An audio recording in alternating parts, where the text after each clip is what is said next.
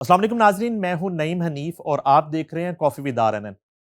आज भी हमेशा की तरह बहुत ही खूबसूरत शख्सियत और नई नस्ल के लिए मैं हमेशा इनको एक रोल मॉडल भी कहता हूं। अच्छा, खुद भी वो नई हैं दिखने में और करियर बड़ा जबरदस्त सक्सेस स्टोरी आज आपसे डिस्कस हर करेंगे। वेले और इनको अखियां नु जब भी हम याद रैन करते हैं भुखा तो हमारा दिल सबसे पहले बो तेरियां वे काटा होता है। आप समझ गए होंगे कवरे तो मेरी, मल आपकी नैया और दुनिया मौसीकी की सोचा के वे फेवरेट तशरीफ मेरियां लाती वे हैं फरिया परवेज। चंगा मैनू पिछे पिछे अपने तू लायाई चंगा मैनू पिछे पिछे अपने तू लायाई देने तड़फाया सारी वेलकम टू द शो, रात बल्कि वेलकम बैक। जगाया थैंक यू, बहुत शुक्रिया Naeem ji. So good to see you. नहीं, ये आपके तो फैंस इतने फोन कर करके और आपको पता नहीं होता कहाँ चली जाती हैं सबको अकेला छोड़ के। बस जिंदगी के फेजेस और कभी माशाल्लाह अब्रॉड चली जाती हूँ, कभी मैं यहीं होती हूँ, कभी बिजनेस होता है। अ, देखिए, ये एक नेचुरल सा वो है अमल के हर शख्स की फैन फॉलोइंग जो है, फैन उसके साथ जुड़े हुए हैं। जी। और जिन लोगों का दिल आपके साथ बो काटा हुआ है तो वो तो आपको मिस करते हैं। बेशक। तो हमारा थोड़ा सा पैटर्न शो का है कि ये एक ऑटोबायोग्राफी शो है। तो जी। इसमें हम जो है वो आप जैसी जो बड़ी शख्सियात हैं आए, उनका जो करियर डिस्कस करते हैं, उससे ज़्यादा हमें जो है आजकल मज़ा आ रहा है कि हम बचपन डिस्कस करते हैं अच्छा, और हम दैट्स बिगिनिंग अमेजिंग। डिस्कस करते हैं, हम स्ट्रगल डिस्कस करते हैं, हम स्टडी डिस्कस करते हैं। वाह। तो पैदाइश जो है वो कहाँ हुई, हम्म। घर का माहौल क्या था, यहाँ से शुरू कर। नईम, लकीली माशाल्लाह बचपन जो है वो बड़ा सादा था, हम्म, बहुत सादा। और मैं लाहौर में पैदा हुई। वालिदैन मेरे दोनों, मेरे वालिद इंडिया बटाला में पैदा हुए अच्छा। और ज़ाहिर है माइग्रेट हुए। और मेरी अम्मी जो थी वो शिमला में पैदा हुई। तो मैं जब दोनों का माशाल्लाह मिलाप हुआ तो फाइनली मैं लाहौर में पैदा हुई, मैं पक्की लाहौरी हूँ। और आपकी रेड है ठीक है फिर भी। हाँ, शुक्र। हाँ, मैं लौड़ी नहीं हूँ ना। वो अच्छी थी क्योंकि वो लकीली मेरे अब्बू का लहजा बहुत अच्छा था हाँ, और वालदा का भी ज़ाहिर है एक ताल्लुक एक ऐसी माशाल्लाह फैमिली से था जो सारे सबको पता ही है कि शोबिस की कुछ ऐसी फैमिलीज में माशाल्लाह शुमार होता है मेरा। जो मंझे हुए लोग हैं। घर का माहौल बहुत सादा था और हम लोग इकट्ठे ऑलमोस्ट रहते थे। जिस घर में मैं पैदा हुई, मेरी खाला का घर नीचे था और हम लोग अपर उसमें पोर्शन में रहते थे और बहुत सादा कुछ। मुझे जब वो घर हमने बदला उसके बाद ज़ाहिर है आई वाज हार्डली 3 साढ़े 3 साल की थी मैं। हम लोग अपर माल के एरिया में रहते अच्छा। थे। हाँ जी। और मैंने अपनी जो स्कूलिंग थी टॉडलर्स अकेडमी से स्टार्ट लिया था उसका। अच्छा। हाँ जी, नर्सरी में। बहुत ज़ाहिर है छोटी टॉडलर्स अकेडमी तो वैसे भी बहुत ज़्यादा टॉडलर्स के लिए है ना, हम्म। तो वहाँ से स्टार्ट लिया। और आगे सिलसिला स्टडी का कैसे जारी रहा? उसके बाद फिर मैं हम लोग जब वहाँ से शिफ्ट हुए हम्म, तो लकीली शुक्र है कि एक पढ़े लिखे माँ बाप के घर पैदा होने से बच्चों के ऊपर ज़ाहिर है पढ़ाई बहुत ज़रूरी हाँ, होती है। फिर मैं स्कूल गई, जो मेरा स्कूल का नाम था sunflower junior model school. Okay. और उसकी जो प्रिंसिपल थी लकीली, वहाँ मेरा ख़्याल है कि शायद फर्स्ट में मैं गई हूँ वहाँ पे, फर्स्ट या सेकंड में, ऐसे ही शायद। अ, वो म्यूज़िक माइंडेड बहुत ज़्यादा थी हम्म, और वहाँ से साथ-साथ छोटा-छोटा म्यूज़िक का आगाज़ भी मेरा वहीं से हुआ। तालीम जो थी, उसकी सबसे अच्छी बात ये थी कि वो बड़ी अच्छी प्रिंसिपल थी। वो जितना भी उस स्कूल को, छोटा-सा स्कूल था, हम्म, इंग्लिश मीडियम, उसको चलाने के लिए वो बड़ी एफर्ट करती थी। अच्छा। और आज तक अगर मैं उसी स्कूल को क्रेडिट देती हूँ क्योंकि उन्होंने हमें टेंसेस का बहुत रुझान हमारा हम्म, टेंसेस की तरफ दिलवाया हम्म, कि I had and I it he has and ये सारी बातें हम्म, वहीं से मेरी बुनियाद माशाल्लाह बेहतर होना शुरू हुई। हम्म, थोड़े बच्चे थे स्कूल में मगर स्कूल का माहौल बड़ा मज़ेदार था हम्म, और पढ़ाई पे बड़ा फोकस था। यू नो तो शुक्र है कि वहाँ से 7th 6th तक मैंने उस स्कूल में पढ़ा, फिर हम लोगों को घर चेंज करना पड़ा। और उसके बाद फिर मैं यहाँ से इंग्लिश मीडियम स्कूल से मैं गवर्नमेंट स्कूल में जाती हूँ। अच्छा। हाँ जी, और वो गवर्नमेंट स्कूल फॉर गर्ल्स, उसमें जाके बिल्कुल माहौल बदला। मगर क्योंकि मेरी इंग्लिश का मामला ठीक था, तो मेरा जो टेस्ट हुआ, जो एप्लीकेशन उन्होंने लिखवाई, लेटर लिखवाया, उसमें मैं आई वाज गुड, तो मेरा फिर दाखला भी हो गया बड़े अच्छे तरीके से। वहाँ से हमने मैट्रिक किया। मैट्रिक करने के बाद मैं Wahadat colony college for women, Wahadat college for women, अच्छा, वहादत वाल्स रोड रोड पे जो है। बिल्कुल, वहाँ पे मैंने अपना 11th मेरी इंटरमीडिएट और मेरा ग्रेजुएशन। ये साढ़े इर्द गिर्द ही तुसी पढ़ते रहे हो, सानू पता नहीं चले। हाँ जी, क्योंकि जब और फिर ना जब नाम हो जाता है ना, नहीं तो फिर सारे कहते हैं नहीं नहीं आप तो कनेड की में ही पढ़ी होंगी, नहीं नहीं आप तो लाहौर कॉलेज में ही पढ़ी होंगी। मैं बड़े फ़ख्र से, मैं जहाँ जहाँ पढ़ी हूँ मैं बड़े फ़ख्र से बताती हूँ, क्योंकि हर जगह पे माहौल बड़ा अच्छा था। इत्तेफाक से अल्हम्दुलिल्लाह उस वक्त तालीमी जो हमारे इदारे थे वो बड़े सीरियस थे। तो अभी भी होंगे, आई थिंक मैं इतने सालों से पढ़ लिया हमने, मगर इतने सालों से मैं स्कूल नहीं गई, कॉलेज नहीं गई, कॉलेज नहीं गई। जाहिर है, मगर पढ़ने का शौक मुझे अभी भी है। नहीं, अच्छा, बहुत ज्यादा, बहुत ज्यादा। क्या पढ़ती हैं आई वांट लोगों के ज़हनों के अलावा?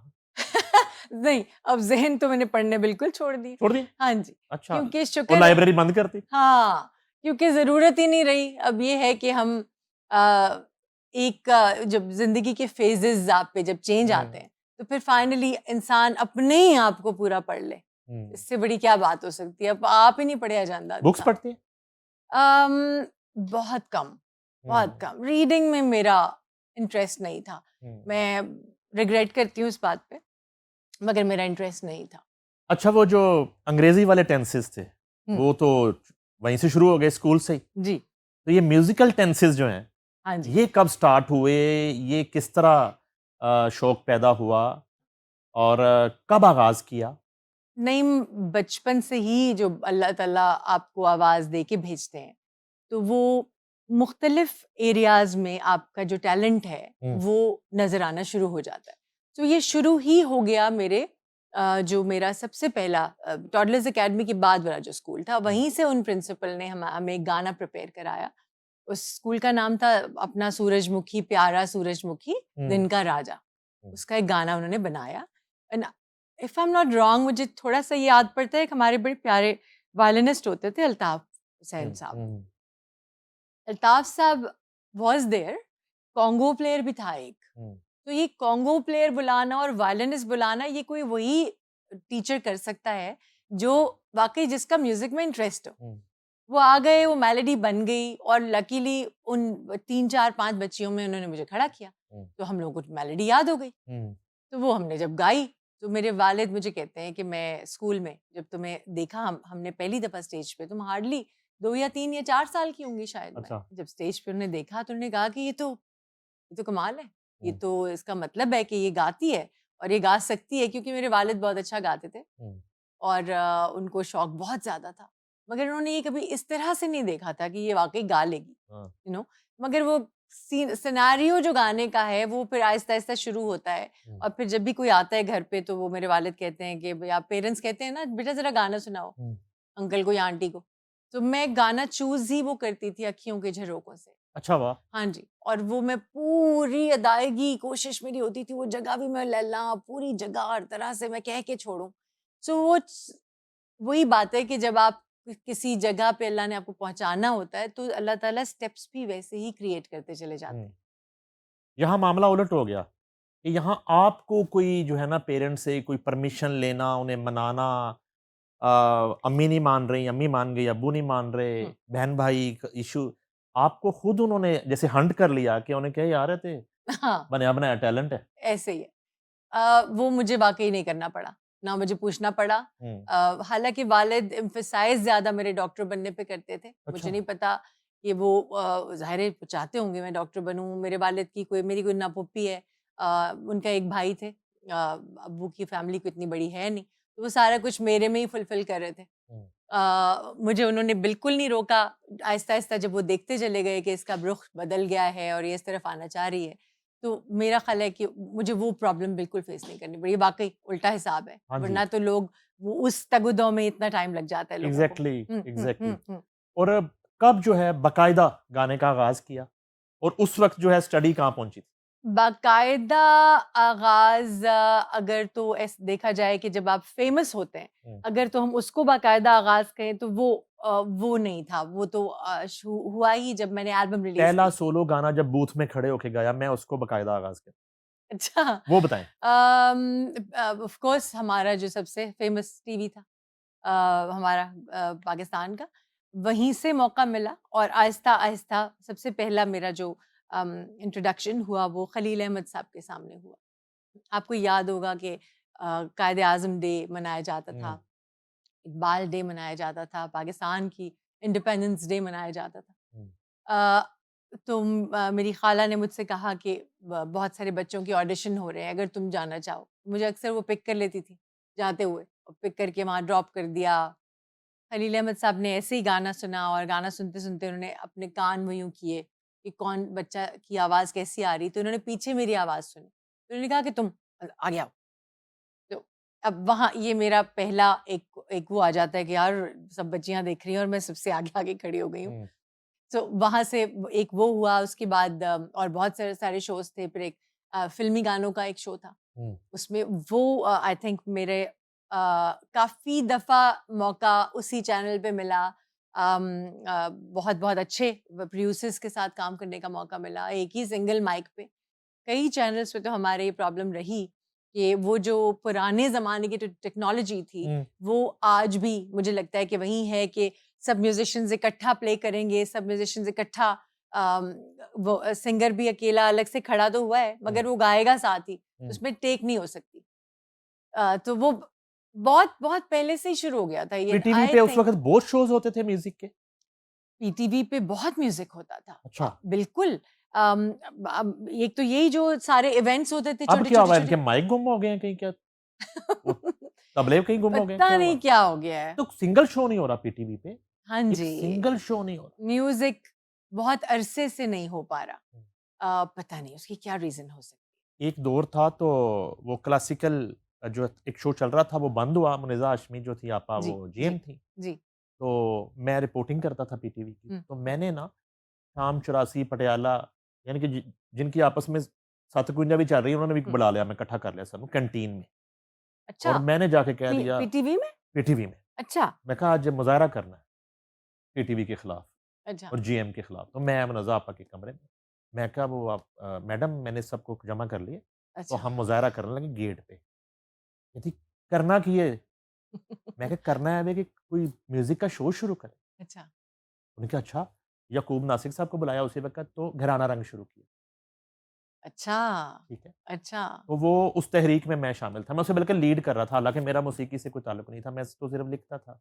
ठीक। तो वो शुरू हुआ, फिर उसके बाद रात गए शुरू हो गया, फिर अच्छा। आपका शो, इतना जबरदस्त शो था वो, फिरदौसी गोश। फिरदौसे गोश्त हाँ शो जी था। हाँ जी हाँ जी। उसमें आप गाती भी थी और उसमें क्लासिकल भी, उसमें बहुत कुछ कितना था, और जबरदस्त उसमें शो सारे था। बड़े लोग सामने बिठा के और फिर एक राग पे बेस करके वो सारा शो डिजाइन हुआ था। वो बहुत बड़ी अटेम्प्ट थी, बहुत बड़ी। और अच्छा, हम पहले छोटी टेम्प पे जाएंगे वापस जरूर प्लीज वापस। जी। अच्छा फिर जी, फिर क्या हुआ? वो जी अम, आगे बुला लिया खलील जी साहब ने, उन्होंने कहा जी क्या है, कोई यूनिक आवाज है। उन्होंने कहा कि हाँ ये कुछ सही सही हो रहा है। फिर उसके बाद इकबाल डे आ गया, उस पे गाने गाए। हाँ। साथ ही इस जग दी जदों तक कहानी रवे, प्यार तेरा मेरी जिंदगानी रवे, तसव्वुर खानम साहिबा का एक गाना था जो मुझे हफीज ताहिर साहब ने गवाया, और आई थिंक वो एक काफ़ी मैच्योर गाना था। मुझे काफ़ी मैच्योर गाने मिलना शुरू हो गए थे बहुत छोटी एज में ही। अच्छा। हाँ जी। उसके साथ फिर मुझे फ़िल्म का गाना भी ऑफ़र हुआ। अ, ज़ाहिर है कहीं न कहीं आप गा रहे होते हैं तो पता तो होता है ना सबको कि यार कहीं कुछ कोई गा रहा है, तो बिल्कुल। वो बच्ची गा रही है या वो गा रही है। अ, वहाँ से मैंने अमजद बॉबी साहब ने मुझे काफ़ी ज़्यादा मैच्योर गाने के लिए बुलाया, और इवन ये भी बताना पड़ा उनको कि बेटे इसको यूँ करके गाना है। इसमें ना ये स्टाइल ऐड करो, इसमें से यूँ करके लेके आओ। और ये प्लेबैक था? ये प्लेबैक था जी। पहला प्लेबैक? अच्छा। चीफ साहब का गाना था, रात नशीली। अच्छा। रात नशीली बात बना ले, मीरा पे ये पिक्चराइज़ होना अच्छा, था। पहला गाना मीरा पे पिक्चराइज हुआ। जी। अच्छा। और गाने का वही बात है कि बोलों के हिसाब से उन्होंने कहा कि इसको ऐसे कहो है नु कैसे एक्सप्रेशन जो है एक्सप्रेशन दे, फील करके गा। अब वो मेरा ख्याल है कि मैं उस वक्त तो बहुत ही छोटी थी और माइक का एक अपना रोब होता है और फिर अमजद बॉबी साहब का एक स्टाइल था गवाने का, उनका एक आम आसान स्टाइल नहीं था, वो हमेशा रिदम बीट छोड़ के गवाते थे। अच्छा। which was the most difficult task कि आप अब बीट गुजर गए तो आपने गाना है, ये अब मैं टेक्निकल बात कर रही हूँ, मगर क्या अमेजिंग चीज़ें। फिर उनकी उसके बाद जब मैंने उनको पा लिया उनके स्टाइल को, फिर उन्होंने अक्सर बुलाया क्योंकि उनको पता लग गया कि सही हो जाता है। यानी कि और एक मुश्किल ये कि रात का गाना आप दिन के वक्त रिकॉर्ड करा रही हैं। वो भी एडजस्ट करना जरा मुश्किल होता है। स्टूडियो में जब आप घुस जाएं, रात हो या दिन हो, बोल तो आपने। गाना हिट हुआ था फिर वो बड़ा, हाँ जी, फिल्म बड़ी अच्छी गई थी चीफ साहब। बिल्कुल बिल्कुल। अच्छा। शूट बड़ा अच्छी जगह पे हुआ था, मेरा ख्याल है आई थिंक ये लोग कहीं बाहर ही गए थे, ये पाकिस्तान के अंदर तो अमजद बॉबी साहब ने आपको पीटीवी से जो है वो पकड़ा? अमजद बॉबी साहब ने गवाना बेसिकली मेरी जो खालाजाद हैं आरिफा सिद्दीकी, उनको गवाना चाह रहे थे वो, और आरिफा उन दिनों में शायद मसरूफ थी या वो शायद because she is an amazing actress. Arifa का तो मुकाबला एक्टिंग में मेरा ख्याल है कोई भी नहीं कर क्या सकता। तो वो तलत आंटी ने कहा कि वो फ्री नहीं है तो तुम आ जाओ, तू अगर बेटा गा सकनी उन्होंने एक दफ़ा स्थाई अंतरा कह के दिखा दे, और दैट्स इट। मैंने कहा तो उन्होंने कहा थी आवाज़ काफ़ी तेरे सारे ने मिल दी, तो चल ठीक है बेटा तू आ जाई फिर। और फिर मैं गई, बड़े भाई के साथ में जाती थी। जावेद शेख साहब की मूवी थी वो, और जावेद शेख साहब एक अमेजिंग इंसान है। आज भी देखें, अगर किसी इंसान की अच्छाई होती है तो वो, अगर मैं 30 साल के बाद भी वो बात कर रही हूँ तो वो वही है, वो मेरे जहन में वो नक्श है। ये कितनी अच्छी बात है, वो first impression is the last impression this है ना। बहुत मज़ा आया, वो उन इतना खुला माहौल था, कभी उन्होंने खाने के लिए तंग नहीं किया, माहौल बड़ा अच्छा था, कभी नहीं हुआ कि कोई बंदा भूखा रह गया हो, पूछ पूछ के कि तुसी खाना खाते, आपने खाया, आपने चाय पी। मतलब it was an amazing atmosphere कि मुझे ये फीलिंग ही नहीं होती थी कि मैं पहली दफ़ा गा रही हूँ या अकेली हूँ या भाई है साथ मेरे, मगर मैं, एक होता है ना बच्चा डर जाता है, मगर I am talking about late teenage marry. हमारी तो बच्चियां कहाँ ग्रो करती हैं इतनी जल्दी, जब तक इतने हालात से भी गुजरना पड़ता है, हमारे बच्चा तो बच्चा ही होता है। ये जो इनिशियल स्टेप्स थे, स्टेयर्स आप चढ़ रही हैं, तो कहीं जो कोई आपको लगा नहीं कि कहीं पाँव मेरा स्लिप हो रहा है या कोई कहीं रुकावट आ रही है, कोई पाँव खींच रहा है, बस कोई कुदरत हाथ पकड़ के चढ़ाती जा रही है? नहीं नहीं, एक तो आपकी तारीफ मैं ज़रूर करूँगी, इतने अच्छे सवालात बहुत रेयर कभी किसी ने किए, और मुझे खुशी है क्योंकि ये आप जिस तरह से आप लेके चल रहे हैं तो बहुत सारी चीज़ें मुझे याद भी आ रही हैं।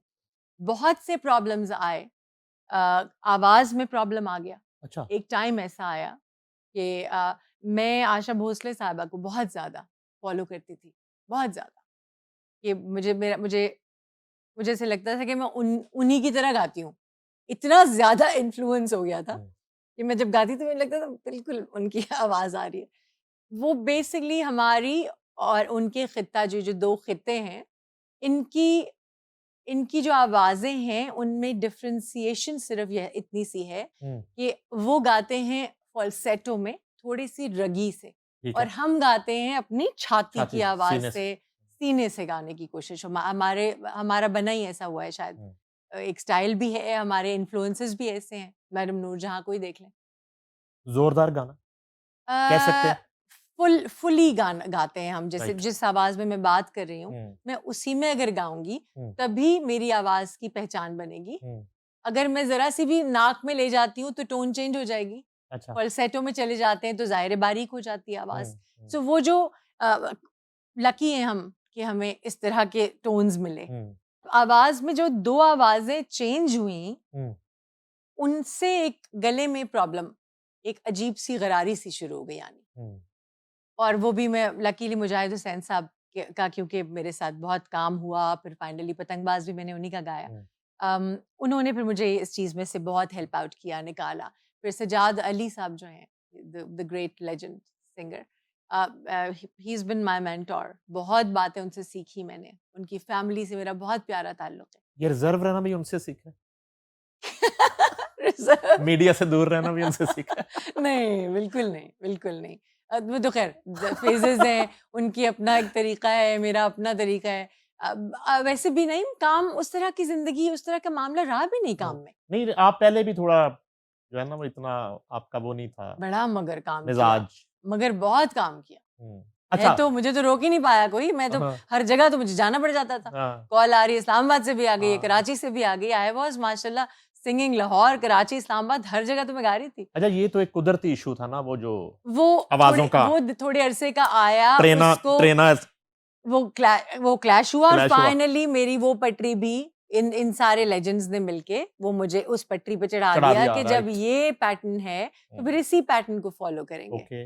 और उसके बाद हम लोग, मेरा टूर आ गया, मैं टूर पे चली गई, और वो सारी और भी प्रैक्टिस साथ आप गा रहे होते हैं तो एक तरह का रियाज हो रहा होता है। अब जब फाइनली अब गा रहे हैं ना कहीं, आप अपने उस करियर में हैं, तो करियर खुद ब खुद ही रियाज कराता रहता है।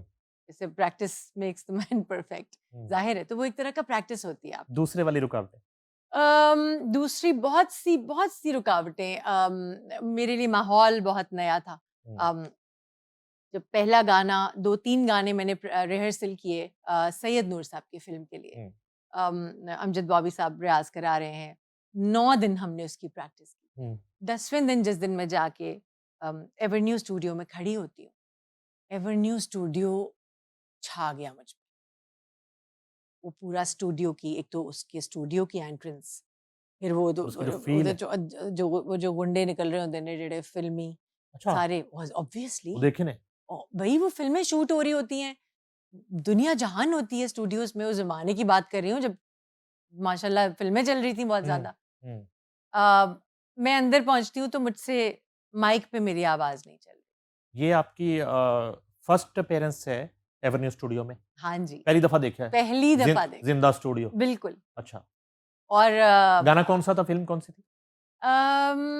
आई थिंक वो फिल्म नहीं आई थी। अच्छा, वो हुई नहीं थी फिल्म, ठीक क्योंकि है, उसके 3 गाने थे, तीनों गाने मैंने प्रैक्टिस किए थे। ठीक है। और मुझे अभी भी उसमें से 1-2 चीजें याद है, बहुत म्यूजिक प्यारी डायरेक्टर? थी। अमजद बॉबी साहब, अमजद बॉबी साहब। मोस्टली क्योंकि उर्दू फिल्म थी, तो उर्दू फिल्म के लिए रुखसाना नूर मोस्टली लिखा करती थी। हाँ। घर में हम रिहर्सल करते थे सैयद नूर साहब के, तो रुखसाना से बड़ी दोस्ती भी थी, और वो बहुत लिखा उन्होंने मेरे लिए, बहुत प्यारा रिश्ता था। माहौल ही इतना मजे का होता है कि वो लिख ही जा रहा है, नहीं ये वाला ठीक नहीं गा, नहीं ये लाइन सही करके दें, ये वो, उसमें फिर आप दोबारा अमजद बॉबी साहब कहलवा रहे हैं, इन लफ्जों को फिट करो, ये ना हो कि वहां जाके तुम्हें प्रॉब्लम हो जाए। नो, वहां जाके फाइनली स्टूडियो में आवाज उस तरह से काम नहीं की जिस तरह उसको करना चाहिए। कमाल की बात यह है कि शायद अल्लाह ताला सिखाते भी ऐसे हैं, हर जीत के साथ हार तो होती है। उन्होंने साथ साथ गाना बताया, मैं गा रही हूँ गाना, और वो लकीली, पता नहीं मैं लकीली इसलिए बार बार कह रही हूँ क्योंकि वो फिल्म नहीं आई। शायद वो गाना उस वक्त कोई और गाता तो मेरा दिल टूट जाता, शायद मैं वही हिम्मत हार जाती। मगर मुझे फिर ये बहुत सारी बातें ये भी पता चली कि वो तो फिर वो अब इंडिया से गवाएंगे, वो आशा जी गाएंगी। अच्छा, तो मैं कहा यार, एक चीज मैंने प्रैक्टिस किए हुए वो आशा भोसले गाएंगी तो इससे बड़ी और क्या बात होगी, अच्छा। हाँ, क्योंकि मैं बड़ी पॉजिटिव हमेशा से रही हूँ। अब वो जेलसी वाला फैक्टर उधर नहीं आया? कभी नहीं अगर आया। इधर कोई गाता तो फिर थोड़ा आना सीखी यार है कि हो गया, थोड़ा सा जरूर होता, उधर नहीं हुआ। उधर नहीं हुआ।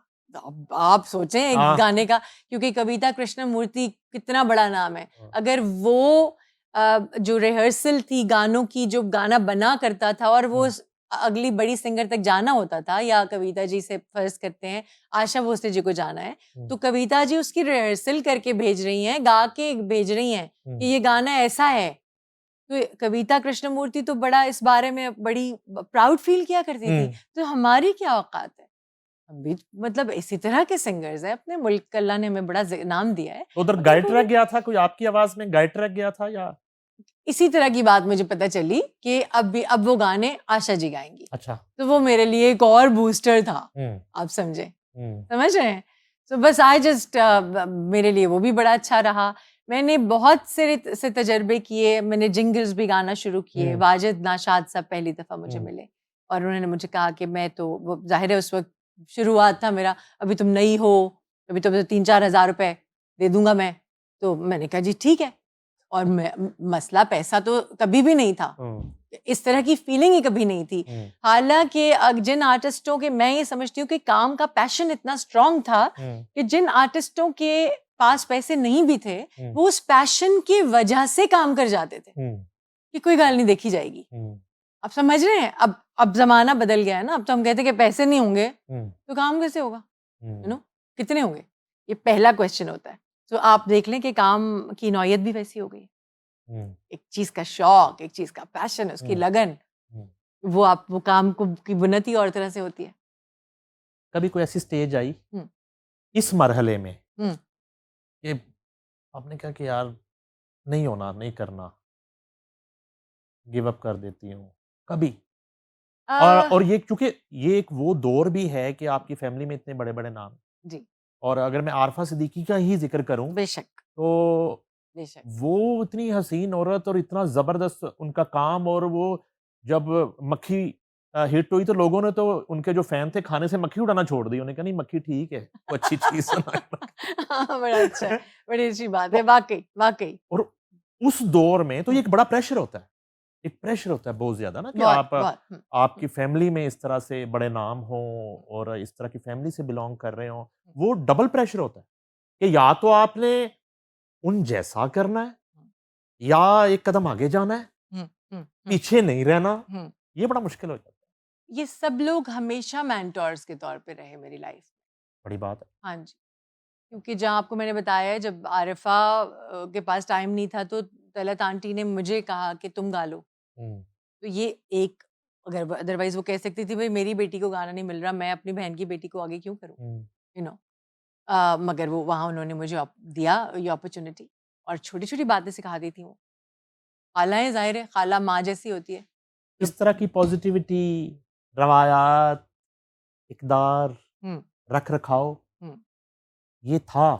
बहुत ज़्यादा, बहुत ज़्यादा। मेरे अपने घर में भी था। मेरे हम्म, वालिद ने ही बहुत सारी चीज़ें हमारी करेक्ट की, हम्म, क्योंकि अब्बू के दादा ने उनको बताया हुआ था कि अगर अब्बू का एक दिन पैर हो गया दादे की तरफ, अब्बू के दादा की तरफ, जो जिन्होंने ज़्यादा अब्बू को लुक आफ्टर किया, मेरे अब्बू के दादे ने, तो दादा ने छड़ी मार दी, और वो छड़ी का निशान आज भी है। तो वो उन्होंने हमेशा बचपन में हमें वो छड़ी का निशान दिखाया है कि अगर किसी की तरफ पैर करोगे तो ये निशान देगी, किसी की तरफ पैर नहीं करना, किसी बड़े के सामने बात नहीं करनी, वो जब बात कर रहा है उसको बात करने दो, कभी किसी के सामने अखबार नहीं पढ़ना, किताब नहीं लेके बैठना, अच्छा नहीं लगता, हमेशा इजाज़त लेके अंदर आना है, बात नहीं काटनी। अब्बू ने बहुत सारी रिवायात सिखाई, और क्योंकि वो सारे ही अच्छे लोग थे, सादे से लोग थे, मेरा ख्याल है वो चीज़ें बचपन से मेरे साथ आज भी चल रही हैं। ये वाली एज है, अब वो स्टडी और इस तरह अल्लाह ताला ने जो है ना वो एक थाम लिया है सिलसिला, जी। तो काम में ही बस लग गई कि कुछ हॉबीज भी होती थी जो इस एज में होती हैं, लड़कियों के शौक होते हैं, क्या करती थी? काम में मैं लग तो गई, मगर मैंने स्कूल और कॉलेज लाइफ से गेम्स में भी बहुत हिस्सा लिया। मसलन? एक्स्ट्रा करिकुलर बहुत ज़्यादा थी, मैं वॉलीबॉल बहुत अच्छा खेलती थी। अच्छा, हालाँकि गांगड़ी सी थी मैं, लेकिन मगर हाइट माशाल्लाह आपकी ना तुम आज बात जंप करके मैं ढम। उसको, उनको लगता था मेरी हाँ, टीचर को, बैडमिंटन बड़ा खेला। हाँ, मेरा ख्याल है मैंने माशाल्लाह सारी ख्वाहिशें पूरी की, क्योंकि मैं एक ही बहन थी, हम्म, 2 भाई हैं मेरे। हम्म, तो गुड़ियाँ दियाँ, शादियाँ भी बढ़िया की थी, पटोले बड़े बनाए, ईद मिलादुन नबी पे हम पहाड़ियाँ बनाया करते थे। अच्छा गुड। वो रेत बार ढेरी लगी हुई थी, उसमें पैर घुसा लेना, कितनी कितनी देर उसके ऊपर पहाड़ी बनाते रहना। पूरी बनावे कदी लड़ाई हुई तो गिरा दी? नहीं, ये मौके इस तरह के, मेरी तबीयत ही नहीं थी ऐसी। वो बनाते थे, लाइटें लगाते थे, सारे घर के अंदर डेकोरेशन पीसेस बाहर आ जाते थे। हाँ, वो एक माहौल था, एक good, मतलब आई एम वेरी लकी कि हमने बड़ा अच्छा बचपन देखे हैं। नहीं, हम्म, हम अपने बच्चों के पास बचपन ही नहीं है वो वाले, है ना? अब तो छोटा बच्चा भी वही स्क्रीन में बेचारा रुल गया है, एग्जैक्टली। और माँ तो कह रही है हाँ कोई बात नहीं, हम्म, रो रहा है बेटे इसको दे दो टैबलेट। हम्म, तो चीज बहुत चेंज आ गई है ना, हम्म, बहुत चेंज आ गई है। हम्म, हमारे पास ही टाइम नहीं है बच्चे को देने की, तो बच्चा आप थोड़े दिन में ही आपको टाइम देना बंद कर देगा। पहले तो बच्चा बचपन में हमारे साथ होता था ना, पढ़ाई तक साथ है, स्कूल तक साथ है, कॉलेज तक साथ है, जल्दी छूट जाएंगे मुझे लगता है अब रिश्ते। अच्छा, लाहौर के जिन एरियाज में हम्म।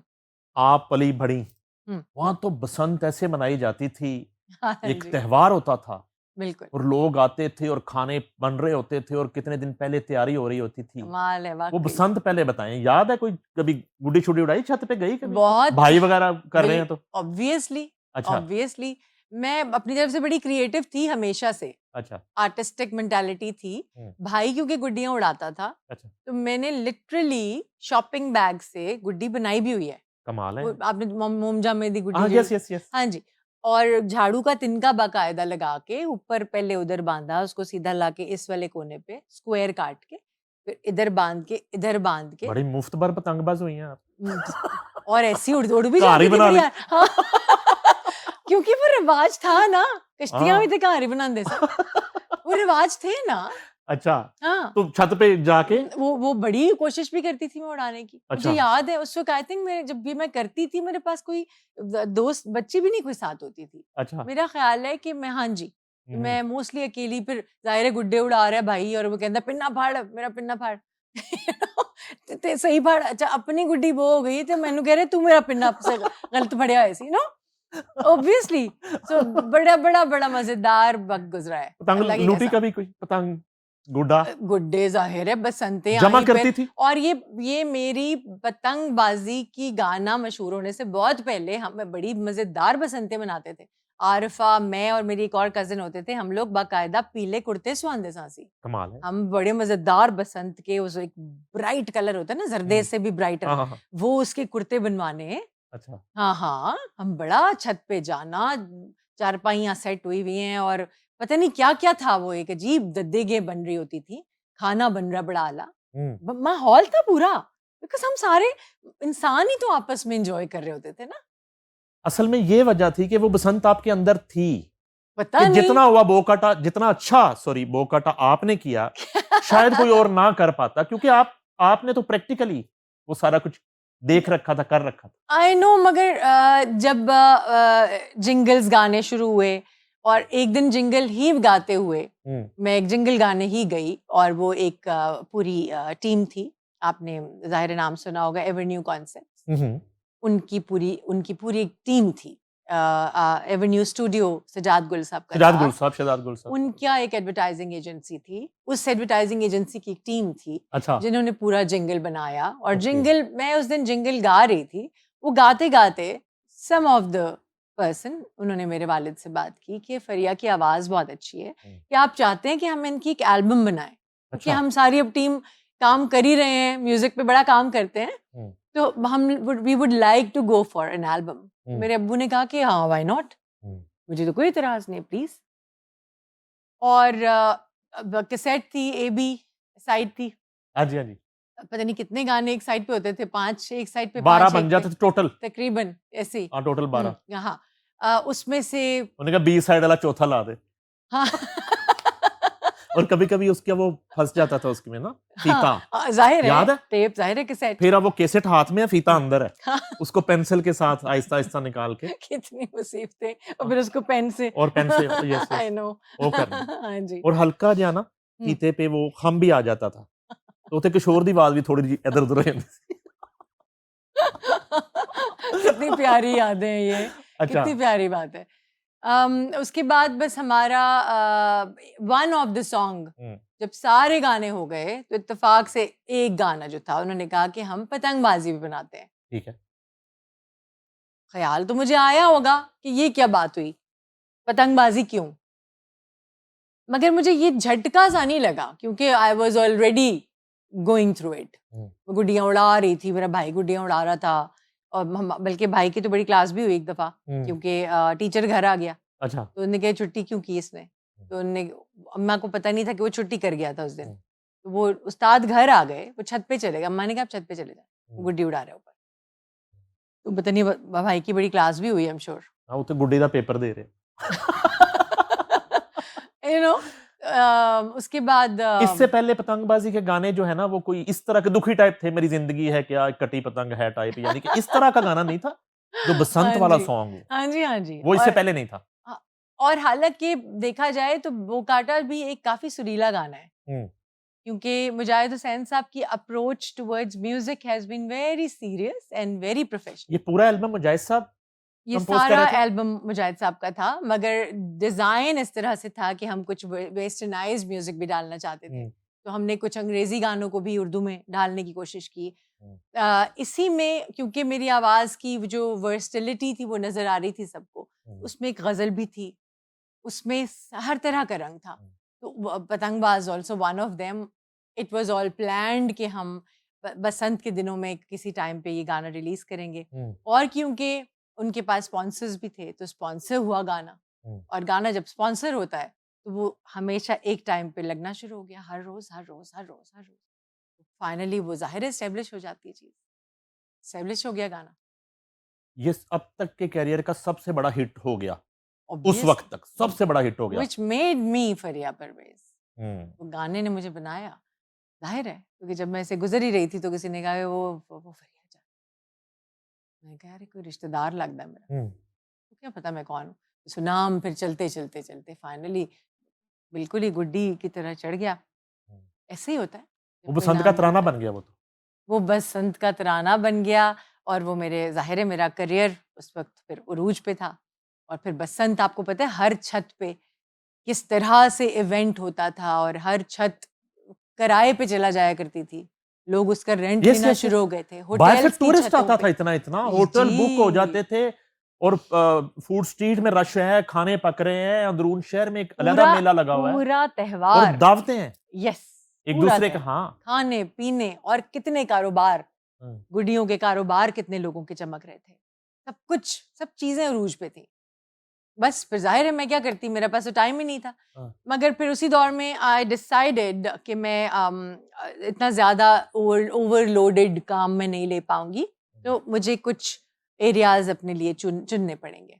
वो शुक्र है कि मेरी टीम इतनी इस काबिल थी कि उन्होंने उसी वक्त देख लिया कि ये कितना काम ज़्यादा खुश उसलूबी से कर सकती है। तो हमने फिर फाइनली चंद शहर चूज़ कर लिए, जिसमें कराची था, इस्लामाबाद था, लाहौर था, बहुत सीधा सीधा ऐसे इलाके। और उसकी वजह से भी अच्छी बात ये हुई कि क्वालिटी का काम रहा। अच्छा, बसंत के तराने की जो गन गरज थी, हम्म, उसका मजा तो बसंत के साथ ही आ रहा था ना, जब तक बसंत थी। उसके बाद तो दिल हुआ बो काटा तलाकों तलूकों भी लोग सुनते होंगे, ठीक है। तो बसंत का ना होना जो है, जी वैसे जी अब मैं आपको गाने की वजह से नहीं कह रहा ये बात, जी क्योंकि आप खेलती रही जी पतंगबाजी, जी। और मैं भी लौरिया हूं, और हमने वो माहौल देखा हुआ है। हम्म, तो वो बसंत का ना होना जो है, जी वो कितना तकलीफ नहीं कह देते हो, चलो। वो काफी तकलीफदेह था, मगर जब इंसानी जाने खतरे में आ गई ना, तो फिर तो मैं तो कभी भी नहीं किसी को कहूंगी कि अगर मैं किसी चीज से बनी हूं या वो मेरे लिए हर तरह का फायदा उसमें है, तो मैं किसी का नुकसान सोचूं। मैं ऐसा सोल ही कभी नहीं थी। तो वहीं जब ये बातें शुरू हुई तो मैंने कहा कि बिल्कुल ठीक है। और मैं इस तरह की बहुत सारे जो हमारी बहस हुई, और हमारे बाकायदा शहर में हवेली में एक प्रोग्राम हुआ इसके ऊपर कि अगर इस तरह से हो रहा है। मियां यूसुफ सलाउद्दीन की हवेली जी, में। मेरा ख्याल है उनके साथ भी कुछ पॉलिटिशियंस भी और बैठे उस शो में। तो मैं कह सकती थी कि क्यों नहीं, प्लीज, हमें ये क्या बात हुई। अगर आप हमारे मुल्क में तो मोस्टली काम अगर 2 नंबरी से किए जाते हैं और किए जाएंगे तो जाहिर है नुकसान ही होगा। और आप बच्चे की गर्दन कट गई, एक बंदा घर जा रहा है बाइक पे, उसकी गर्दन कट गई है, बच्चा छत से नीचे गिर गया है, तो ये तो चीजें जाहिर है वो फिर खेल तो मातम बन गया। तो मैंने जाहिर है कहा कि ठीक है, it's okay, it's good for me, ban कर दें। और वो अभी तक भी बैन ही इसलिए ही रहना चाहिए क्योंकि हम सीधे होंगे ही नहीं, क्योंकि मेरी अना इतनी बड़ी है कि मेरी गुड्डी कोई काट के जाएगा कहाँ। और मैंने वो केमिकल डोर यूज करनी है, मैं तो करूंगी, मैं तो एक दफा करूंगा, खर्चा करना चाहिए, किसी के साथ जो मर्जी बिल्कुल। खर्चा है। मैं तो अपना कमा लूंगा ना, मेरा तो घर ठीक रहेगा ना, दूसरे गए भाड़ में। यही हमारा प्रॉब्लम है। अब कैरियर टेक ऑफ कर गया, सुपरस्टार फ्रिया परवेज, हम्म। एक्टिंग की ऑफर की किसी ने? कभी सोचा कि चलो कर लेती हूँ? एक्टिंग की ऑफर बहुत हुई, अच्छा। मुसलसल होती रही। और मैं बसंत का ये जो पूरा अपना जो एल्बम रिकॉर्ड कर रही थी हम्म, पतंगबाज का, उसी वक्त मुझे सैयद नूर साहब का एक गाना गा रही थी मैं। हम्म, उन्होंने मुझसे कहा कि काम करो फिल्म में, और ये बात हो रही थी संगम की, हम्म, जो रोल सना ने किया बाद में। अच्छा। जी। अ, जाहिर है वो क्योंकि मेरा माहौल ही नहीं था। मैं जब चली गई studio, once again avenue studio, अब उस वक्त म्यूजिक के लिए एंट्री हुई थी, हाँ। इस दफा एक्टिंग के लिए एंट्री हुई। पहला एक मिस एडवेंचर हो चुका है, एवर्न्यू। जी तो फ्रिया परवेज साहबा से कहा गया कि एवर्न्यू तशरीफ लेके आए, तो अब जी। बोझल कदमों के साथ जा रही फ्रिया। और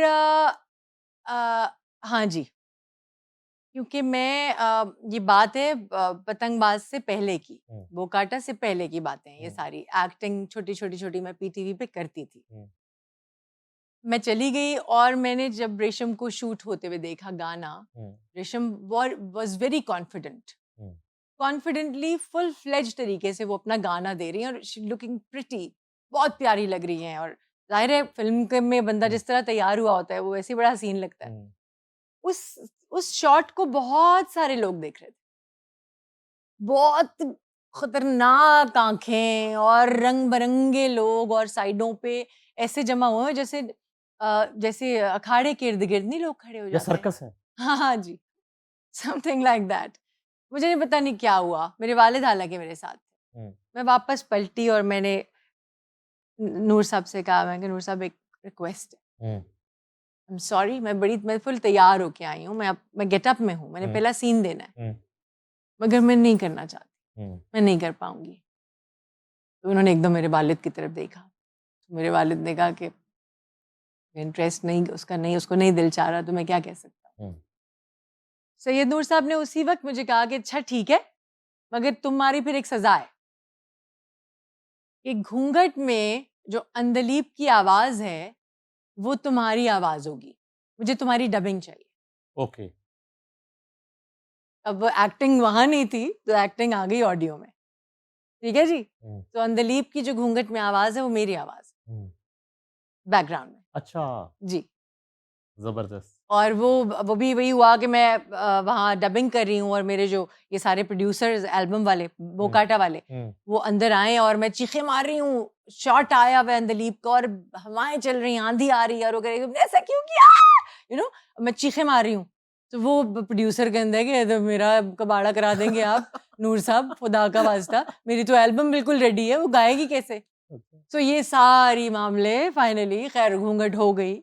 उसके थोड़े दिन के बाद मैंने ब्रेक लिया, फिर हाँ, मैंने एल्बम के गाने रिकॉर्ड किए। हम्म, बट अब आज बातें करते हुए ये महसूस हो रहा है कि मेरा कितना लंबा एक करियर है, जिसमें हम्म, माशाल्लाह अल्लाह ने मुझे हर तरह का काम करने का मौका दिया हम्म। है ना। तो उसने फैसला कर लिया कि एक्टिंग नहीं करनी? एक्टिंग का फैसला मैंने बहुत ही पहले कर लिया था। अच्छा। मैंने एक बहुत आला ड्रामा किया था, जावेद फाजिल साहब ने पहला ड्रामा की डायरेक्शन की थी, हम्म, जिसमें शबीर जान मेरे साथ हीरो थे और Rubina Ashraf was the main heroine. Hmm, इसका नाम था घर गलियां और रास्ते, हम्म, और इसकी बुखारी साहब उसके डायरेक्टर थे, जिनकी वालदा हैं जुबैदा खानम साहिबा। फैसल बुखारी। वो पूरा मेरे साथ फिर एक वो पूरा ड्रामे का सीन था। हम्म, उस वक्त मैंने तलत आंटी से हेल्प ली कि मैं ये लड़की जो है ये चिन्योटी कोई, जैसे आप समझें हम्म, हवेलियां और बैकग्राउंड होते थे, हम्म, उसमें वो बच्ची जो है वो दबी हुई है और वो उसको कहीं आने जाने की इजाजत नहीं है, हम्म, मगर वो क्योंकि बहुत पढ़ी हुई है, और अब्दुल कादिर जुनेजो साहब का सॉरी, और अब्दुल कादिर जुनेजो साहब का लिखा हुआ ये स्क्रिप्ट है, हम्म, अब आप उसमें गड़बड़ भी नहीं कर सकते। उन्होंने मुझे सिखाया, मैं उनके सामने बैठी हुई सीख रही थी, और तलत आंटी ने कहा आ जाया करो, मैं तुम्हें स्क्रिप्ट करा दिया करूंगी। मैंने कहा, ठीक है। कमाल है।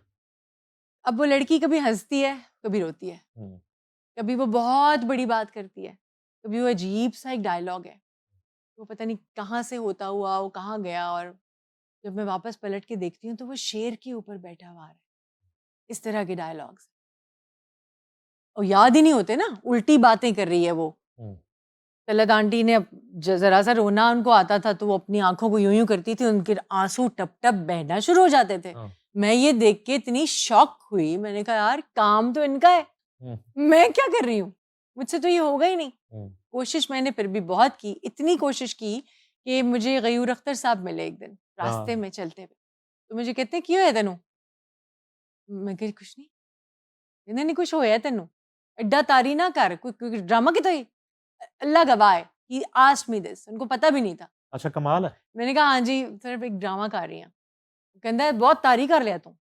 ये बड़े लोग थे, क्या बात है। ये समझदार, आंखों से देख लिया अगले ने मुझे। एनीवेज उसके बाद फिर मुझे फाइनली एक वैसा ही और ड्रामा ऑफर हुआ, फिर मुझे जमील बिस्मिल साहब मिले। जमील बिस्मिल साहब ने मुझे बताया कि ऐसे अगर हंसना पड़े तो किस तरह हंसना है, किस तरह हंसिया कर, ये सारी बातें कितनी, मैं आई एम ब्लेस्ड एंड कमाल थैंक हो यू गया। So much for reminding me all this. मैंने उस दिन उस ड्रामे में ये तहिया किया कि एक्टिंग मेरा काम नहीं, एक्टिंग तो बहुत बड़ा काम। कई लोग कहते हैं नहीं गाना नहीं गाया जाता, एक्टिंग तो हर कोई कर लेता है, नहीं, अपने वजूद से निकल के कोई काम करना दुनिया का टफेस्ट काम है, कर ही नहीं सकते आप। मैं तो अपना वजूद चेंज ही नहीं कर सकती, मेरा तो वो टाइप ही नहीं है। आज भी मुझे आप दे दें अच्छा सा कोई, मुझे फिर आई थिंक शूट करने का फिर 7-8 साल पहले की बात है, काशिफ साहब के घर मुझे मैंने अपना स्टिल फोटोग्राफी का शूट किया था। काशिफ रांझा रांझा जो ड्रामा काशिफ है, निसार। काशिफ निसार साहब के घर, ही ऑफर्ड मी अ ड्रामा, 7-8 साल पहले की बात। तो आई सेड नहीं। आपने कहा नहीं मैं फ्री परवेज़ा रोल ही करना है। वो भी नेचुरल। म्यूजिक, हाँ म्यूजिक बहुत बड़ी चीज है भाई, म्यूजिक आप करेंगे तो और किसी चीज को आप टाइम कैसे दे सकते एल्बम हिट हो गया, हैं। एल्बम हिट हो छा छू गया, गई, अब जो है ना हाँ वो पैसे आना जी शुरू हो गए। अमीर फ्रिया परवेज। अल्हम्दुलिल्लाह पहली जो है अपने पैसों से जी। क्या खरीदारी की, वालदा के लिए क्या खरीदा, वो हम्म पहली चीज, हम्म। और वालिद के लिए क्या खरीदा, और अदनान के हिस्से में क्या है। सारे बहुत सादे थे, अच्छा। अम्मी ने कभी कुछ नहीं मांगा एवर, बहुत सादगी थी। और अब ये 150 रुपए के चेक से बात शुरू हुई हुई है, ये बात हम 30,000 से या 70,000 या लाखों से बात कर ही नहीं रहे। बात शुरू ही आपकी हो रही है 10 रुपए का भी चेक है मेरे को, मेरे पास वो फ्रेम हुआ हुआ है, पीटीवी का चेक है वो। आपको पता ही है हबीब बैंक का चेक मिलता था वो। पीटीवी ने छोटे से छोटा चेक बनाने का रिकॉर्ड कायम किया। नहीं वो जी टैक्स काट गया सी। हाँ हाँ, अगर 130 का मिलना था, 150 का चेक मिलना था तो उसमें से टैक्स कट गया तो वो 10 रुपए का बन गया था, कोई बात नहीं। अच्छा। वो पड़ा हुआ था, एक दिन निकल आया वो। हाँ तो अच्छा है ना, कमाल है। नहीं आपकी हकीकत तो आपके हर वक्त सामने अल्लाह रखना चाहता है, तो हम ही आंखें बंद करके रखते हैं। अच्छा मेरा उसी वक्त से मेरी अम्मा मुझे कहती थी जा 300 रुपए का चेक है तो अब तुम्हारे लिए एक वो खुशबू एक कपड़ा था उसका जोड़ा अगले महीने बनाऊंगी तुम्हारे लिए।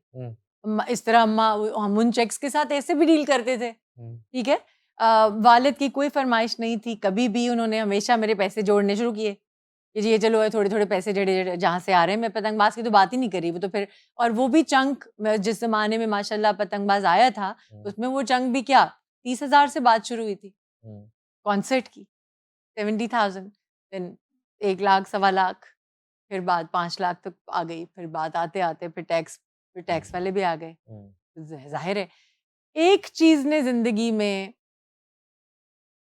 तकरीबन 15 या 16 साल की उम्र से मेरा साथ कभी नहीं छोड़ा, और वो ये थी कि ये जो सारी हमारी एक्ट्रेसेस हैं, जब इतना नाम करके, इतना सर्व करके दुनिया को, इतनी मुश्किल मराहिल से जिंदगी में गुजर के जब मुश्किल वक्त से गुजरती हैं तो बहुत बुरा फेज होता है वो।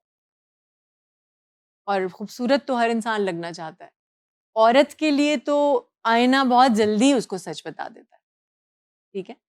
वक्त सिर्फ पैसे से बदला जा सकता है? वक्त पैसा एक बहुत मेजर रोल है, बहुत मेजर रोल है इसमें, इसमें दूसरी बात ही नहीं है, पैसा बहुत इम्पोर्टेंट है।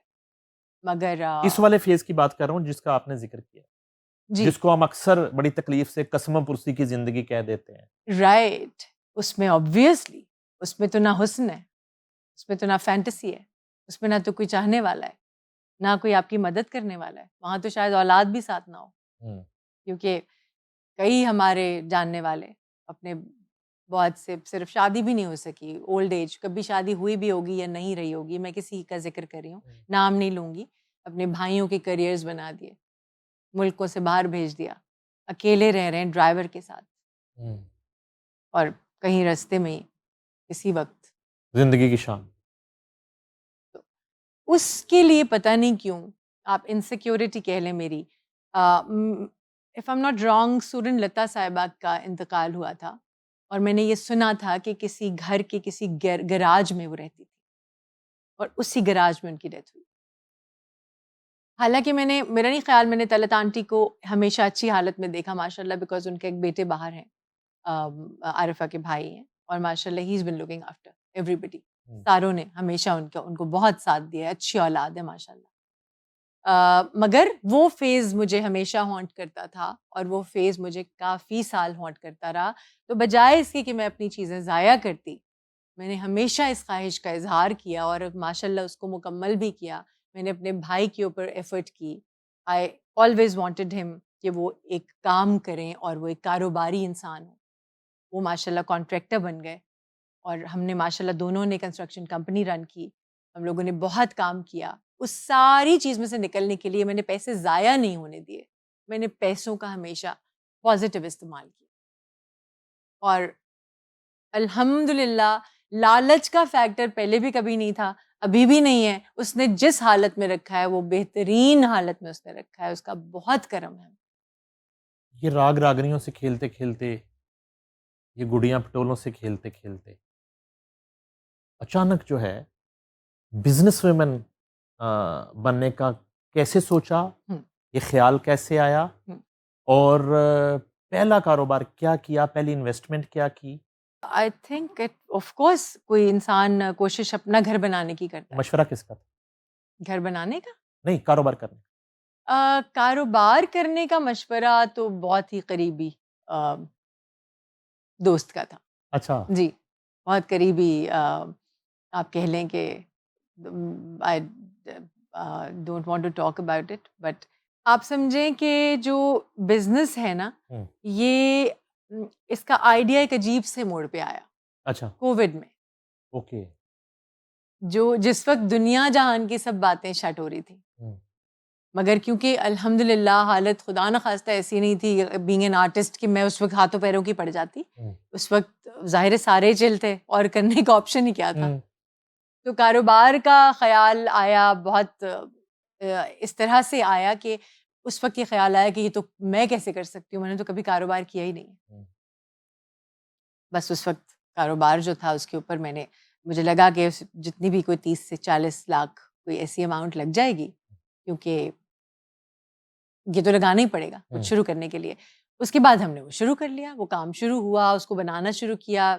भाई क्योंकि माशाल्लाह कॉन्ट्रैक्टर है, तो मुझे बाहर जाना ही नहीं पड़ता। मैं उसी को कहती हूँ मुझे ये कर दो, वो ये कर देता है। इसको ये हटा दो, उखाड़ दो, ये चीज़ करते हैं, वो कर देता है। तो हमने मिल के वो डिज़ाइन किया। ये क्या प्रोजेक्ट था? फरिया परवेज़ सैलून। अच्छा, ओके। ये मेरा बैरिया सैलून टाउन में है? ये बैरिया टाउन में है, बैरिया टाउन लाहौर में। ठीक है। और ये एक हमने शुरू किया था इसको 2 फ्लोर्स से, ग्राउंड और अपना फर्स्ट फ्लोर। उसके बाद माशाल्लाह now it's on another 2 more grounds, basement में भी है और हमारे पास ये सेकंड फ्लोर पे भी है। अच्छा, तो साथ कुछ ब्यूटिशियन का वो चलता रहा, सीखने सिखाने का जी वो कोर्स? बिल्कुल, बिल्कुल, बिल्कुल। सीखने का शौक हमेशा से था। अच्छा। और उसके बाद फिर मेरी लाइफ में मेरा जो आना जाना मुल्क से बाहर शुरू हुआ। स्विट्ज़रलैंड में आना जाना शुरू किया मैंने। और स्विट्ज़रलैंड में मुझे और अचानक मुझे चलते चलते समझ में कुछ नहीं आ रहा कि करें क्या, क्योंकि जाहिर है एक आर्टिस्ट है, आर्टिस्ट ने सारी जिंदगी इतना काम किया होता है, वो उसके लिए बैठना मुश्किल होता है। जब बाल काटने का ख्याल आया कि मैं हेयर कटिंग क्यों ना सीख लूं। अच्छा, और सीखा मैंने फिर? मैंने हेयर कटिंग का कोर्स शुरू किया। किसी के बाल खराब किए कभी शुरू में? कोर्स में आप, और वो फिर कोई बाहर गोरा कोर्स करा रहा है आपको, गोरी है अच्छा वो करा रही है कोर्स, और वो आपको गलती का मार्जिन तो है ही नहीं, क्योंकि वो सर हाथ में देगी नहीं आपके, वो डमी का सर देते हैं अच्छा, डमी का, लेकिन इंग्लिश में कटिंग हो रही है, फ्रेंच में। फ्रेंच में। अच्छा ये और मुश्किल से मुश्किल टास्क ये फ्रेंच में सिखा रही है वो, अच्छा, और वो मुझे लैंग्वेज का शौक भी बड़ा है, और उस जमीन पे तो आप फ्रेंच के बगैर चल ही नहीं सकते। बिल्कुल। तो मैंने बस काटना शुरू किए बाल, हम्म। उनके कहने पे साथ साथ मैंने शुरू तो कर लिया। अच्छा वो जैसे जैसे सर की साइंस मेरे सामने आना शुरू हुई, पहले तो हमारे तो मुल्क में वैसे ही ड्राइवर बेचारे की कोई जिंदगी नहीं है, हमारे मुल्क में नाई दी कोई की लाइफ है, मोची दी की जिंदगी है, ठीक है। तो मगर ये काम बाहर जाके आप करते हैं, और हमारे ही माशाल्लाह लोग वही काम इतने फख्र से कर रहे हैं, सारे के सारे जो भी काम कर रहा है, हमें पता है हमारे माशाल्लाह जितने भी भाई बाहर गए हुए हैं, अपनी फैमिलीज की जो वो कर रहे हैं, उनके लिए ख्याल कमाते हैं उनके लिए, वो किस किस हालत से गुजरते हैं, ये तो हम सोच भी नहीं सकते। मगर सारे माशाल्लाह काम कर रहे हैं हर तरह का। और उसी तरह मैंने जब काम शुरू किया है, तो साइंस है, इस गोल सर की एक साइंस है, ये आसान काम नहीं है किसी तरह से भी।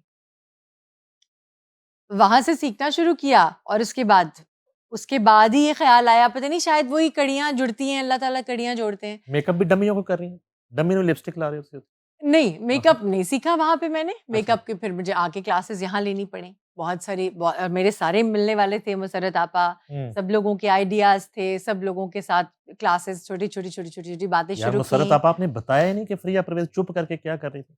मैंने बल्कि मैं तो उनके पास जब पहली दफा गई कि मैंने डिप्लेक्स? सैलून खोलना है, अच्छा तो उन्होंने मुझे कभी डिस्करेज नहीं किया। अच्छा उन्होंने मुझे कहा कि अपना तुम्हारे पास बहुत मेकअप होगा, अभी मेकअप बाहर से नहीं खरीदना, अच्छा। अपनी चीजें रख लो, अभी तो तुम शुरू कर रही हो, अभी तो तुम्हारा पहले 2-3 माह अपने सबके घर पे ट्राई करो, अपने लिए करो। और जाहिर है नईम सारी जिंदगी तो एक आर्टिस्ट मेकअप करता रहता है। मुझे शौक भी बहुत ज्यादा था, बचपन से बहुत शौक था। मैंने बहुत छोटी थी, मैंने वो मंगवाया था अपने दादा से मेकअप बॉक्स, तो वो शौक बहुत ज्यादा था मेकअप का। वाकई मुझे लगता है मेरे सारे करियर में हार्डली किसी और के हाथ का मेकअप है, मगर खुद करती थी अपना? मैं मोस्टली मेरा मेकअप अपना खुद आज भी खुद किया हुआ? नहीं, आज की कहानी फर्क इसलिए हो गई है क्योंकि मेरी जो नीस है, मेरे भाई की जो बेटी है, she is my makeup artist now, and she is माशाल्लाह सर्टिफाइड फ्रॉम डिपिलेक्स, इनका जो हेड ऑफिस है वहां से सीनियर। ये ड्रेस भी उन्होंने डिजाइन किया? ड्रेस नहीं, ड्रेस जो है जी ये अब जाहिर है इतने सालों से इतनी अच्छी जान पहचान बन चुकी है। आपको पता होगा MM आलम पे कयास मल्टी ब्रांड स्टोर है। अच्छा। हाँ जी, उनके जो ओनर हैं उनका नाम है आसिम आजम। अच्छा। And he is a very nice person, बहुत म्यूजिक के दिलदादा हैं, और उनके पास बेतहाशा डिजाइनर्स हैं। तो उन्होंने मुझे खुद रेकमेंड किया, जिस इज जैस्मिन खान के नाम से, जैस्मिन खान के नाम से ये डिजाइनर हैं। And I because I love गोटा वगैरह, तो वो वैसे भी आपको पता है पर्सनालिटी देख लेते हैं ना लोग कि किसको क्या पहनाना चाहिए, तो वो शायद इसलिए उन्होंने मुझे रेकमेंड किया कि आप ये गुलकारा, थोड़ी सी अदाकारा, ब्यूटिशियन फ्रिया परवेज जो हैं, अब खुद भी टाइम देती हैं सैलून पे, और कभी होता है कि ब्राइडल वगैरह जो हैं वो फरमाइश करती हैं कि फ्रिया परवेज करेंगी, फिर आपसे टाइम तय किया जाता है, और रेट का भी फर्क होता है कि फ्रिया परवेज जो खुद करेंगी किसी का मेकअप, दुल्हन तैयार करेंगी? बिल्कुल, क्या मतलब, सिग्नेचर मेकअप अच्छा एक बड़ा ट्रेंड है अब तो। जो ओनर है उस जगह का, वो सिग्नेचर मेकअप करता है। अच्छा, उसको करना ही पड़ता है, बिकॉज दे स्पेशली वो पूछते हैं कि सीनियर मेकअप कौन है, जूनियर कौन है, सिग्नेचर कौन है। और एक सेलिब्रिटी जब सिग्नेचर मेकअप करता है तो फिर वो एक सेलिब्रिटी का सीनियर मेकअप आर्टिस्ट बन जाता है ना, फिर वो सिग्नेचर एक सेलिब्रिटी का होता है। अच्छा, सो वो तो आप डबल भी चार्ज कर सकते हैं। भी ऐसा क्लाइंट भी आया कि वो कह रहे हैं जी मेकअप फ्रिया ने करना है और साथ गाना भी सुनना है हमें या ओथी दुल्हन कह रही है कि फ्रिया कुछ सुना दो प्लीज। हाँ, उसने क्या कहना था, वो जाहिर है मेरी तो रग रग में गाना है, तो मैं वैसे ही गुनगुनाती रहती हूँ। तो मुझे कई दफा बाद में जाके कोई रिव्यू जब किसी ने दिया तो उन्होंने लिखा कि बड़ा मजा आया, वो मेकअप करते करते गुनगुना भी रही होती थी, तो हमें बड़ा मजा आता था। और मुझे अल्लाह गवाह है, मुझे पता भी नहीं चलता मैं किस वक्त गुनगुना रही हूँ।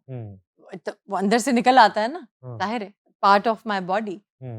सो और अब कैसा चल रहा प्रोजेक्ट आपका, कैसा चल रहा है? प्रोजेक्ट बहुत अच्छा चल रहा है, क्योंकि वो नीयत साफ होती है जब, तो आपका काम में निखार आता ही आता है। मैं बच्चियों के साथ बहुत ज़्यादा इंटेंस हूँ, उनकी मेहनत को लेके। मेरे पास बहुत सारी बच्चियाँ ऐसी आई जिनको कभी वो काम आता ही नहीं था, उन्होंने मेरे पास काम सीखा। अल्लाह ताला ने मुझे इस काबिल बनाया कि मैं 10, 11, 12 बच्चियों का माशाल्लाह उनकी तनख्वाहें, उनका घर, उनका ज़रिए मुआश मेरा कारोबार है। और अल्लाह ने मुझे इस काबिल बनाया, जो इंसान कभी ये सोच के भी डरता था कि मैं तनख्वाह किसी को कैसे दे सकती हूँ, वो माशाल्लाह माशाल्लाह वो पढ़ते 2 से 3 से काम चला, और फिर बच्चियाँ माशाल्लाह 12 हो गई। फिर जो सबसे अच्छी बात है वो ख़वातीन के लिए, मैं ये समझती हूँ कि मेरी नीस जो हैं, उनको मैंने मेकअप सिखाया, और अब वो माशाल्लाह मेरा पूरा जो मेकअप का सारा आप समझें डिपार्टमेंट है, शी इज़ माशाल्लाह looking after the whole thing, she is looking after the whole beauty salon. मेरी मैं जब नहीं होती तो सारा लुक आफ्टर करती हैं। तस्मिया अदनान उनका नाम है। अच्छा। और माशाल्लाह शी इज़ वेरी टैलेंटेड। उसका भी टैलेंट बिल्कुल उसी तरह ही मैंने पकड़ा जैसे मेरा टैलेंट का गाना कब पकड़ा गया, कि वो अचानक एक दिन बैठ गई। और ये कमाल बात थी कि ये मेकअप ऑलरेडी ऑर्डर कर चुकी थी। I think she was hardly 15 शायद उस टाइम पे। और मैंने कहा कि चलो अब करो मेकअप आज। और जब मैंने अपनी आंखें खोली तो मैं हैरान रह गई कि वो एक किसी बच्चे का हाथ नहीं था, वो एक अच्छा समझदार हाथ था जो यूट्यूब से सीखा हुआ बच्चा है। अच्छा, ग्रेट। और फिर उसके बाद I started sending her one of my very good friend. उनका नाम है वजीहा। Wajiha is from Karachi. और वजीहा ने बहुत दिल से, बहुत प्यार से तस्मिया को सिखाया। और उसके बाद तस्मिया ने फिर एडवांस मेकअप के लिए डेफिलेक्स भी ज्वाइन किया। और मतलब कारोबार और करियर बच्चियों का होना ज़रूरी है। होना चाहिए उनके पास, बच्ची के पास स्किल होनी चाहिए। उसके लिए उसका घर, उसका शौहर, उसके लिए उसके मेजर प्रायोरिटी ज़रूर होनी चाहिए। मगर अगर बच्ची को स्किल दे दी जाए तो मैं समझती हूँ उसमें कोई हर्ज नहीं। जिस तरह मेकअप सिखा रही हैं आप नए लोगों को, गाना कभी सिखाया किसी को?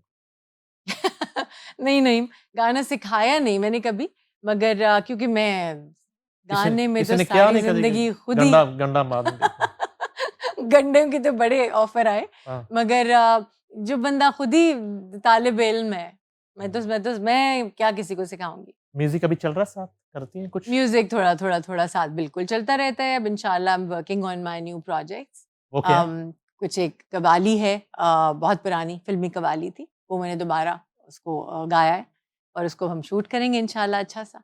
हमें लगा था कि प्रॉपर क्लासिकल आप शुरू करने वाली हैं, फिर तो खैर आप चली गई, अब्रॉड चली गई, फिर कारोबार वो रुक गया सिलसिला, कारोबार हो गया। बेशक, लेकिन वो तो इंशाल्लाह हाथ डाल लिया था आपने वैसे। मैं हाथ पाला ऐसे नहीं करूंगी इंशाल्लाह।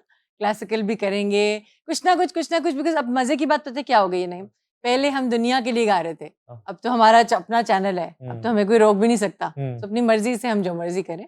तो अपनी मर्जी से जब करने का मौका आया ना, तो मुझे वो थोड़ा सा मुश्किल लगना शुरू हो गया, क्योंकि अपनी चॉइस आपको वो लगता है ना, उसमें कमी लगती है हर दफा कि नहीं यार ये नहीं, यार ये करती हूँ, ये कर लेती हूँ। ये मुश्किल फैसला खुद किया था मैंने क्लासिकल करना है, जितना भी किया आपने, और वो इतना आसान नहीं था। आसान नहीं होता, क्लासिकल कभी भी आसान नहीं है, वो बुनियाद है, वो सुरों की पहचान है। किसने कहा? मेरा शुरू दिन से ही जो पहला सीखने का अमल था वो गवालियर घराने से ही शुरू हुआ। गवालियर से? हाँ जी बिल्कुल। मेरे उस्ताद शगन साहब के भाई थे, गुलाम हसन शगन साहब के बेटे, गुलाम हसन कादर शगन साहब के भाई, शगन साहब के ताया जी। वो बहुत अच्छी बड़ी उम्र में मेरे पास आते थे, और उन्होंने जब आके गाना सुना था तभी उन्होंने मुझे कह दिया था, और ये पतंगबाज रिलीज होने से 2 साल पहले की बात है। He was at that time he was 89। वो पैदल आते थे मेरे घर, काफी लंबा एक रास्ता था, बस से उतर के वो काफी लंबा रास्ता तय करके आते थे। और उन्होंने आते ही मुझे कहा कि आवाज तो ठीक है, तो अब हम इल्म पे काम करेंगे। तो उन्होंने मुझे वहीं से भैरवी और एमन शुरू करा दिया। यूनिवर्सिटी घर आती थी आप? क्या बात है, बेशक। कौन सा राग गाया पहला? सबसे पहले हम मोस्टली हाथ डालते हैं भैरवी को, अच्छा, Because वो आसान उसमें- पड़ता है? भैरवी में सारे सुर होते हैं, भैरवी को रागों की नानी भी कहा जाता अच्छा, है जी। उसमें आप तमाम सुर इस्तेमाल करते हैं और ये बहुत खूबसूरत चीज़ होती है भैरवी। उसके बाद फिर पहले क्योंकि हम कोमल सुरों से शुरुआत होती है, फिर हम एमन पे जब आते हैं तो तमाम तीवर सुर आ जाते हैं, जो मैं आपको बेसिक बता रही हूँ वैसे बिगिनर्स के लिए। जी उस्ताद जी। उसके अंदर उसके अंदर बहुत सारे और नहीं मतलब हो सकता है ना कभी कोई कह दे कि ये क्या कह रही है, हाँ, हाँ। मगर वो जाहिर है जो जो पॉइंट्स जानते हैं इल्म हम्म। वाले लोग, मैं वहां जा ही नहीं रही हूँ, मैं मैं ना बेसिक्स कह रही हूँ उस्ताद शफकत सलामत अली खान से पूछ के ना यही जी। कोमल तीवर हाँ मिला के फिर 7 से 12 तो मैं जंग में लिख दिया करता था। तो अच्छा मुझे कई दफा ना बड़े बड़े आप जैसे लोगों ने कहना यार कमाल कर तो देखा मैं उन्हें पूछ के नोट्स ले लेता था गुड ये वन, होता क्या बताओ तो बड़ी सही। जहानत है ये, तो हमने लिख देना वेरी गुड, उस्ताद ब्रिलियंट, सलामत अली खान की एनिवर्सरी पे लिख देना, कभी वो बड़े गुलाम अली साहब की कितनी एनिवर्सरी पे अच्छी बात है उस ये। पे हम लिख देते थे बड़े शौक से। और उसी से आपको इल्म भी तो मिल जाता था, जाहिर है आप कोशिश कर लेते थे ना कि यार मैं इकट्ठा कैसे करूं। हाँ मैं सुरमंडल उन लेना सिर्फ मेरे को अपना वो नहीं है बाकी सुरमंडल तुसी बजा ही लोगे अच्छा मुझे जो है ना बहुत जी से लोगों की तरह जी आपका माया सॉन्ग इतना पसंद है और जी रहा है, जी, बहुत कम ऐसे गाने बने। माया तेरे आपका प्यार। अपना फेवरेट गाना कौन सा? बहुत सारे हैं, बहुत सारे इन्हीं बहुत सारी क्योंकि 6-7 एल्बम्स रिलीज हुई, उन्हीं में से बहुत सारे गाने अ, खड़े हैं ख्वाब हथेली पे रख के। बहुत सारे कुछ ऐसे गाने भी हैं जो मैंने लोगों के गाए, फैज साहब का आज बाजार में पा बजौला चलो, बहुत सारी गज़लें मेरे अपने गानों में, जाहिर है माहिया तेरे प्यार is one of the beautiful song. ये किसने कंपोज किया था? बग्गा, अच्छा। ताहिर अली बग्गा हम्म। जी, ये उन्होंने बनाया था हम्म। और इज़ वेरी टैलेंटेड माशाल्लाह। हम्म। बहुत सारे गाने गाए मैंने और हर कमर्शियल गाना ज़रूरी होता था क्योंकि जहाँ लोग गाना सुनने वाले हैं वहाँ नाचने वाले भी तो बैठे हैं, तो उनको भी केटर करना पड़ता था। आपके सलोन में किस तरह का म्यूजिक चल रहा होता है? आपका चल रहा होता है या नहीं, दूसरों की भी please। इजाजत है कि यार चलो मैं दूसरों जब का मैं चलता है। नहीं होंगी तो किसी और का लगा लेना तो नहीं बिल्कुल नहीं, बिल्कुल नहीं, शुक्र है मैं वैसी इंसान नहीं हूँ। हम्म। बहुत प्यारा सबका सभी का गाना चलता है और बल्कि अंग्रेजी गाने भी चलते हैं अब, क्योंकि मेरा अचानक एक अंग्रेजी गानों का एक फेज स्टार्ट हुआ। अच्छा। मुझे कभी वेस्टर्नाइज म्यूजिक वेस्ट म्यूजिक पसंद नहीं था, अच्छा। यानी कैसे मुझे पसंद आना शुरू हो गया वो भी जाहिर है क्योंकि जो गवैया है वो जो सुनता है वही फिर उसके आवाज में चीजें निकलना भी शुरू हो जाती हैं। तो आई वांटेड एक और डायमेंशन सुनना उसको, तो मैं वो भी सुना। हम सारा कुछ सुनते हैं, बल्कि मेरा गाना चलता है ना नहीं तो मुझे आज भी लगता है यार ये लाइन मुझे ऐसे कह देनी चाहिए थी, अच्छा। ये लफ्ज मैंने कैसे कह दिए, यहाँ मैंने सांस क्यों ले लिया। तो मैं वो उनमें से निकलूंगी तो मैं कुछ अपना सुनूंगी ना। आपको अंदाजा है कि बातें करते करते कितना वक्त गुजर चुका है? मुझे यकीनन अंदाजा है? बिल्कुल। शो अभी शुरू तो करें? बातें, अभी तो कहानी शुरू हुई है। शो शुरू करें फिर? क्या बात है, देखिए क्या अच्छा। आपका जर्नलिज्म आज तक काम आ रही है, बड़े लोग हैं ना फिर। अच्छा एक काम करते हैं, जी ऐसे तो कई शोज निकल करने आएंगे, पड़ेंगे, बेशक बेशक। तो हम एक रैपिड फायर की बजाय ना एक छोटा सा सेगमेंट ये कर लेते हैं कि हम कुछ लोगों को ट्रिब्यूट कर देते हैं। जरूर जरूर। वो मुझे बड़ा अच्छा लगता है, नईमुल हसन को और हमारी टीम को ये वाला जो है ना सेगमेंट बहुत पसंद है कि हम जो है ना उनको याद भी कर लेते हैं जी बेशक और उनको ट्रिब्यूट भी पेश कर लेते हैं। बेशक बेशक। तो मेरा तो माया ही है, ठीक है। जबरदस्त। और अपनी मर्जी से आप चूंकि नैरा नूर साहिबा को आज बहुत याद आप कर रही थी जी शो से पहले, जी तो उनको कर देंगे, बेशक मलका बिल्कुल तरन्नुम ठीक है, नूर जहां को कर देंगे बिल्कुल ठीक है। और आशा जी को कर देंगे। ये हम कर देते हैं। पहले हम फैज साहब का एक बहुत खूबसूरत कलाम आज बाजार में बाबा जौला चलो, जी प्लीज। नैयर आपा की आवाज। चश्मे नम जाने शोरीदा काफी नहीं, तोहमते इश्क पोशीदा काफी नहीं, आज बाजार में बजौला चलो आज बाजार में बजौला चलो। कमाल हो गया, क्या बात है, थैंक यू, क्या बहुत बात शुक्रिया। बस कुछ आपने फरमाइश क्या ऐसे बात मौके है। पे कर दी है कि वो जितना हो सकता है मैं पेश कर रही हूँ। मेहनाज साहिबा को जी। भीगे भीगे मौसम में भीगी भीगी वादियाँ, भीगे भीगे मौसम में भीगी भीगी वादियाँ, जैसे कोई सपनों में मिले, जाने मेरा तन मन क्यों जले, कैसे काटूं रतियाँ भीगे भीगे मौसम में भीगी भीगी वादियाँ। वाह वाह, क्या बात, क्या बात है। Thank you. मलका तरन्नुम नूर जहां को जो है ट्रिब्यूट करने से जी। पहले ये बताइए कि उनसे जब मुलाकातें कभी होती थी तो कैसा रवैया था उनका आपके साथ? मैडम मिजाज? से नहीं, मेरी मैडम से मुलाकात नहीं हो सकी, अच्छा, मुलाकात नहीं हो सकी। कभी भी नहीं हो सकी। Very strange. बस एक ये था कि वो इतनी खूबसूरत पर्सनालिटी, वो बस शायद आई थिंक उस ज़माने में जब वो तरन्नुम शूट हो रहा था, अच्छा, वो तब आई हैं सामने, और बस वो इतना ही मेरे लिए बहुत था कि वो जो एक खूबसूरती और वो एक साड़ी, एक हसीन चमकदार, और वो पर्सनालिटी, हुस्न, सब कुछ ही इतना वो था मेरे लिए ओवरवेलमिंग कि मैं ये सोच ही नहीं पाई मैं जाके बात क्या करती, मेरे में हिम्मत ही नहीं थी। अच्छा। जी, बहुत सारी जगहों पे नहीं मिल हम्म, पाई, बहुत सारे लोगों को। नुसरत फ़तेह अली खान साहब से कभी मुलाकात नहीं हम्म, हुई, उनको भी दूर से देखा, हम्म, और वो भी आंखें नीचे करके बैठे हुए थे, दूर से ही देखा बस मैंने उनको भी। कमाल है।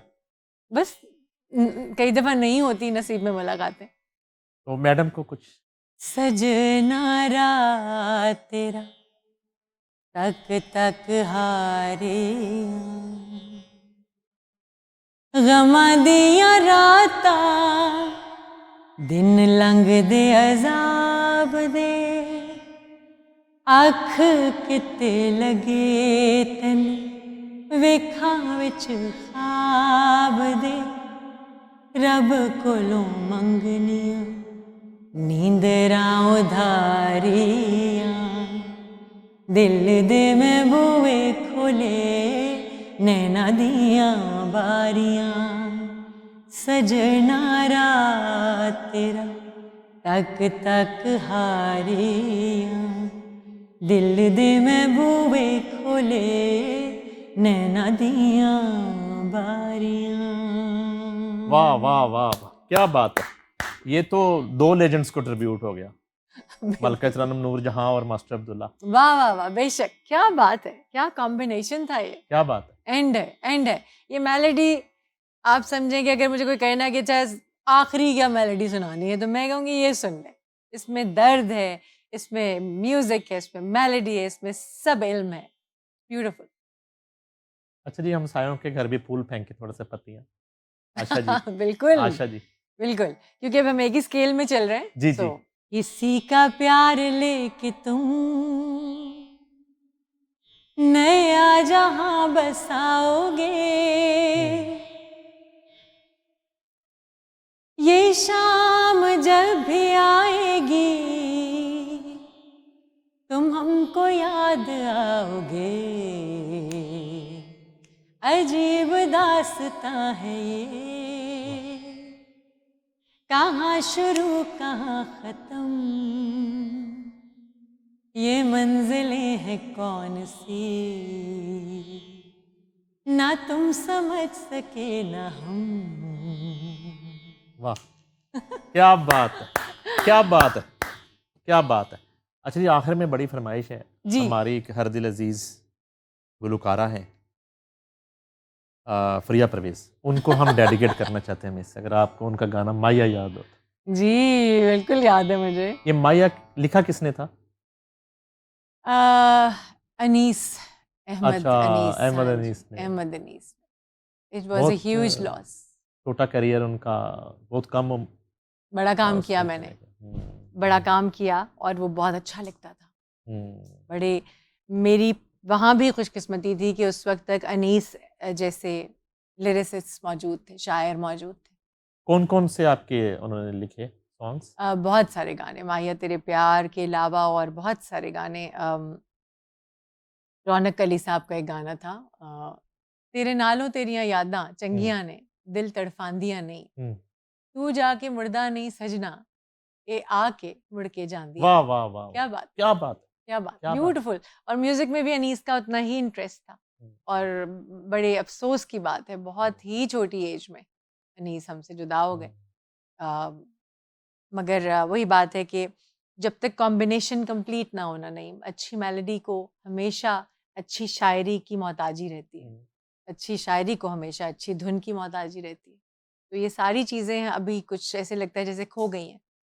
मगर मुझे ऐसा लगता है क्योंकि ज़माने बदलते हैं और हर चीज़ का दौर वापस आता है।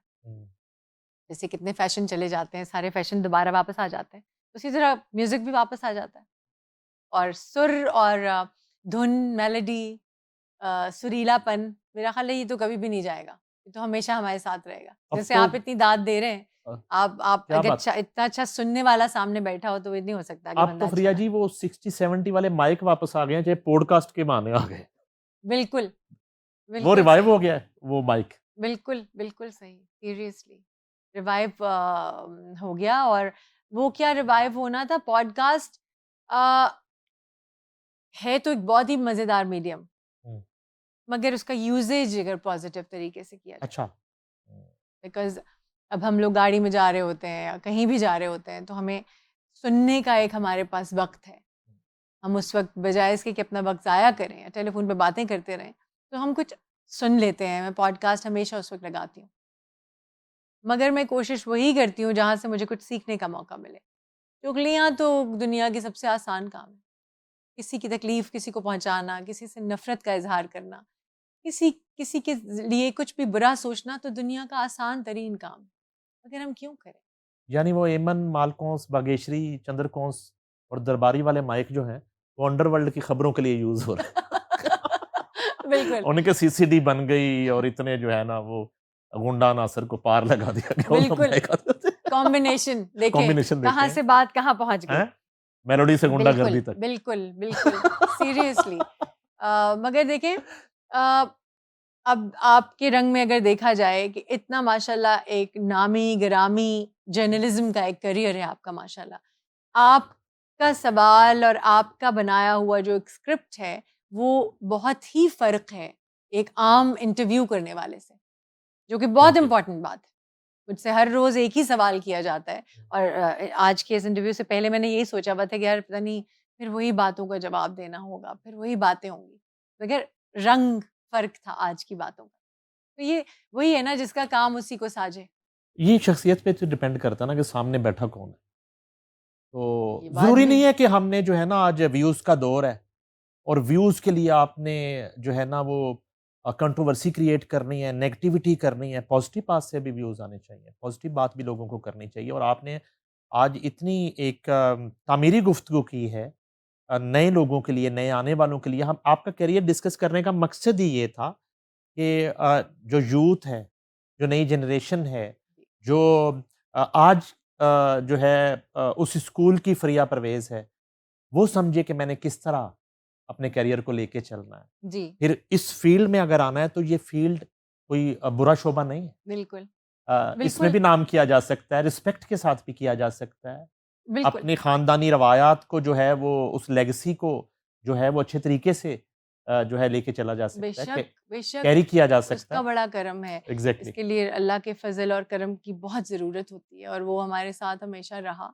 और वही बात है कि आज क्योंकि ये ज़माना बदल गया है और बात बहुत ज़्यादा डॉलर्स पे और अमाउंट पे हुँ, और आपकी प्राइस पे आ गई है।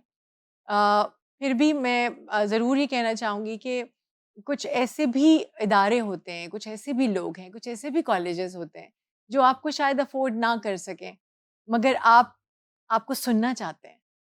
तो हमें वो वाली जगहों को भी ज़रूर टच करना चाहिए, क्योंकि मैं जब गा रही थी और मैं कॉन्सर्ट्स किया करती थी, तो मुझे किसी ने कहा कि आप हमारे पास पैसे नहीं है इदारे के पास, मगर हम बहुत अच्छे सुनने वाले हैं, तो हम क्यों नहीं प्रिविलेज हो सकते, हम क्यों नहीं सुन सकते? आप समझ रहे हैं? सो वो सारी ज़िंदगी हर दौर में ये बात रही। सोशल मीडिया को ज़्यादा एन्जॉय करती हैं या ज़्यादा इरिटेट हो जाती हैं कि यार चुतरे अ, बेमुहार हुँ, कंटेंट उस तरह का? जैसे आपने पहले कहा कि बच्चों के हाथ में मोबाइल है। अब बच्चे को एंगेज रखना जो है ना फीडर से ज़्यादा मोबाइल ज़रूरी हो गया। So true. और माँ की गोद से ज़्यादा जो है ना उसे कुछ नहीं चाहिए, तो उसे तो बस मोबाइल दें, मोबाइल वो चाहिए। लेटा और वो हर तरह का कंटेंट देख रहा है, कोई बैरियर नहीं है, उसे रोकने का तरीका नहीं है, कुछ चेक नहीं है। तो जैसा कंटेंट आ रहा होता है तो कुड़ती हैं कि यार क्या मुसीबत है। क्योंकि नहीं, आगे जो आने वाले लोग हैं ना, बच्चे जो हैं, अब वो हमारा तो फ्यूचर वही है हम लोग, और अब कितना साल इंसान ज़िंदा रहता है, वही अपनी तबाही उम्र वो पूरी करता है। मगर बच्चा जो आने वाला है, आपका तो मुस्तकबिल वही है। तो एग्ज़ैक्टली। वो सीख क्या रहा है?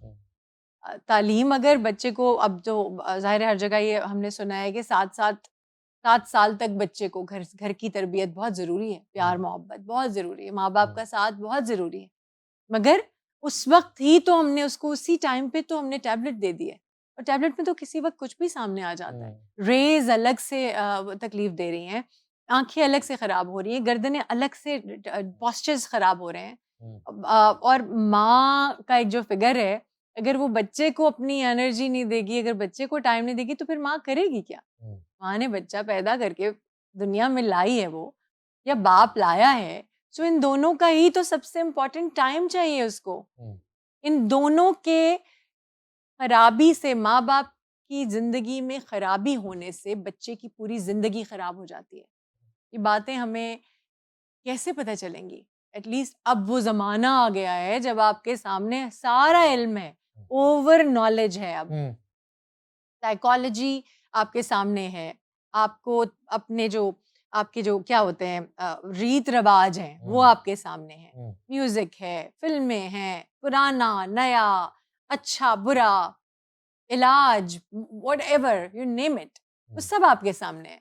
मगर बच्चे का सबसे पहला स्कूल उसके माँ-बाप, उनका आपस का रवैया है, बहुत इम्पोर्टेंट। यानी डिजिटल और ब्राइलर बच्चे पैदा करने से बेहतर है टैब ले लें आप।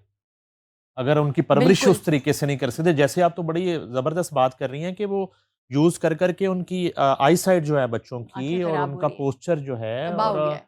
और कोई स्पोर्ट्स नहीं है, कोई एक्टिविटी नहीं है कि वो पार्क में जाएगा, ग्राउंड में जाएगा, खेलेगा। जो है ना ये स्ट्रीट क्रिकेट हुआ करती थी और वो सारा खत्म हो गया। उसको पता ही नहीं है वो देख क्या रहा है, हुँ, वो करना क्या चाहता है, हो क्या रहा है ये? हुँ, कुछ भी नहीं है। हम फिर मैं अभी स्विट्ज़रलैंड में चार्ली चैपलिन म्यूज़ियम चली गई। ओके। अब ज़ाहिर चार्ली चैपलिन को कौन नहीं जानता? हुँ, इतना खूबसूरत अंदर सिम्फोनिक म्यूज़िक चल रहा है, उनकी फ़िल्मों में पीछे वायलिन्स और हुँ, सिम्फनीज़ वाला बैकग्राउंड म्यूज़िक चल रहा होता था, हुँ, कि मैं थोड़ी देर के लिए सुन्न हो गई मैं। हुँ, उनकी फ़िल्म चल रही थी, उनकी ज़िंदगी की कहानी चल रही थी। मैं लिटरली नहीं पता नहीं कितनी देर वो स्क्रीन के सामने मैं खड़ी रही। हुँ, क्योंकि अब वो ज़माने वापस कैसे आएँगे, बच्चे को क्या सुना रहे हैं, क्या दिखा रहे हैं हम? और आपसे बात करके, माँ से बात करके, बाप को देख के तो वो अपनी पूरी आगे ज़िंदगी ठीक करता है। उससे बहुत फ़र्क पड़ता है, बहुत फ़र्क पड़ता है। हमें पता भी नहीं चलता कि उसकी शख्सियत पे कितनी तकलीफ़ात के साथ वो ग्रो कर रहा है। हुँ, एक वो इंसान है वो, हुँ। पूरी अशरफुल मखलूक़ात। सिनेमा जाती हैं कभी फ़िल्म देखने? बिल्कुल, व्हाई नॉट? कौन-सी फ़िल्म देखी अम लास्ट? मेरा ख़्याल है मौला जाट ही देखी थी मैंने। अच्छा। हाँ जी, उसके बाद तो there was a huge gap, कोई फ़िल्म आई नहीं। अब इंशाल्लाह ये जो 1-2 फ़िल्में आई हुई हैं, वो मैं इंशाल्लाह ज़रूर देखना चाहती हूँ। लव गुरु, हाँ जी, हाँ जी। और एक और कौन-सी आई हुई है? अ, एक वो दीमक थी, समीना पीरज़ादा जी, की। जी, जी, जी, वो सुना ये था कि कुछ ऐसी हाँ। हॉरर है। बट देखिए, फ़िल्म हमारे मुल्क में आहिस्ता, आहिस्ता, आहिस्ता, आहिस्ता होपफुली इंशाल्लाह ग्रो कर जाएगी। मगर देखना तो चाहिए, सपोर्ट तो करना चाहिए अपने मुल्क के फ़न को। आखिर में वो प्रिया परवेज़ साहिबा को हम एक गाना डेडिकेट करना चाहते हैं। अच्छा। क्योंकि वो उनसे मुलाकात बहुत कम होती है, हाँ तो जी, आज आप आई हुई हैं तो मैं कहा आपसे गवा लेते हैं। जरूर। अच्छा, थैंक यू। हर वेले अखियां नू रैन भुखां तेरियां वे, खबरें तू मल लईयां, सोचा किवें मेरियां वे।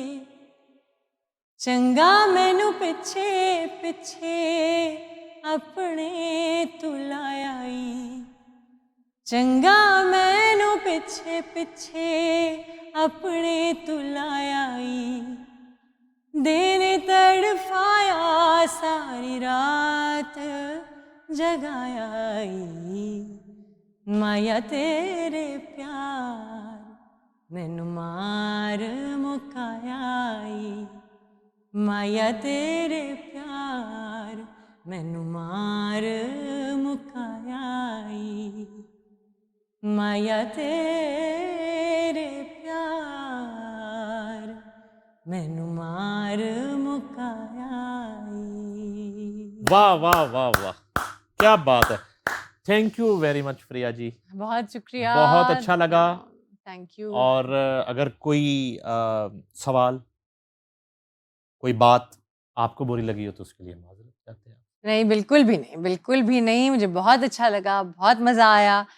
Thanks a lot. इतनी रिस्पेक्टफुली माशाल्लाह आप सबके साथ, आपके जितने भी गेस्ट्स आते हैं, आप डील करते हैं, आप उनके साथ बैठते हैं, उनको अपना वक़्त देते हैं। Thank you so much. नाजरीन, वर्सटाइल प्रिया परवेज़ हमारे साथ मौजूद थी। थोड़ा सा शिकवा मुझे आपको सबको ये रहता था कि वो थोड़ा रिज़र्व रहती हैं, थोड़ा मीडिया से दूर रहती हैं, उनकी अपीयरेंस जो है वो नहीं होती उस तरह से माजी की तरह। तो आज हमने कोशिश की कि उन तमाम तहफ़्फ़ुज़ात को दूर किया जाए कि वो बिज़नेस कर रही हैं। उनका सैलून जो है माशाल्लाह बहुत बिज़ी है इस वक्त। म्यूज़िक तो कर रही हैं लेकिन इस वक्त वो एक बिज़नेस वूमन हैं, और ये बिल्कुल मैं समझता हूँ कि रोल मॉडल है नए आने वालों के लिए। वो शोबिज़ इंडस्ट्री से हों, वो किसी भी फील्ड से हों, तमाम नए आने वालों को आज उनका पैगाम है कि आपने मेहनत करनी है, मेहनत का फल हमेशा मिलता है। फ़रिया परवेज़ को, नईम हनीफ़ को दीजिए इजाज़त। अल्लाह हाफ़िज़।